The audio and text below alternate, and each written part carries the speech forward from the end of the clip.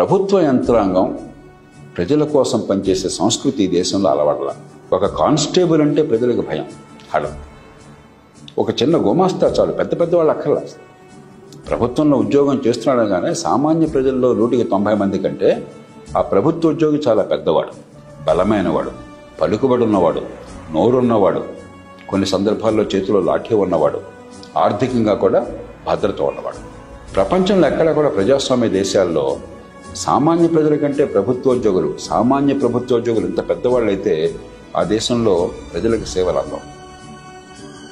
ఆ ప్రజలకి ఎలా సేవలు అందించాలో ప్రయత్నం చేయాలి. అది చేయకుండా ప్రజల్ని వేధించడం అలవాటైపోయింది ఈ దేశంలో.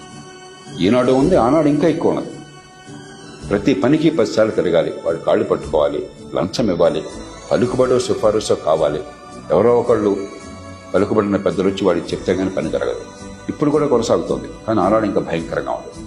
ఆ నేపథ్యంలో ఆనాడు స్వతంత్రం వచ్చినటువంటి కాంగ్రెస్ పార్టీ దీన్ని ఎట్లా మార్చాలి, యంత్రాంగాన్ని ప్రజలకు ఎట్లా జవాబుదారీ చేయాలని ఆలోచించకుండా స్వతంత్ర పోరాట కాలంలో పెద్ద సంస్థాగత ఏర్పాట్లు ఉన్నాయి కాబట్టి ప్రతి ఊరు నుంచి స్వతంత్ర పిపాసతో చాలామంది త్యాగాలతో ముందుకొచ్చి సంస్థ నడిపారు కాబట్టి వాళ్ళని ఉపయోగించుకుని ప్రజలకు అండగా ఉండి ఏర్పాటు చేయడం మొదలెట్టారు.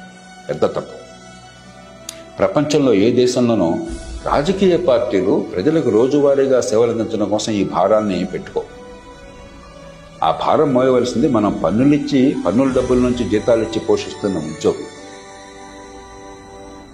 ఆ పని మర్చిపోయి వాళ్ళతో చేయించేది కాకుండా ప్రజలకు అండగా ఉండేందుకు ఏర్పాట్లు ఎప్పుడైతే జరిగినాయో రాజకీయ యంత్రాంగం విపరీతంగా పెద్దదైపోయింది. దాని మీద విపరీతమైన భారం పడింది.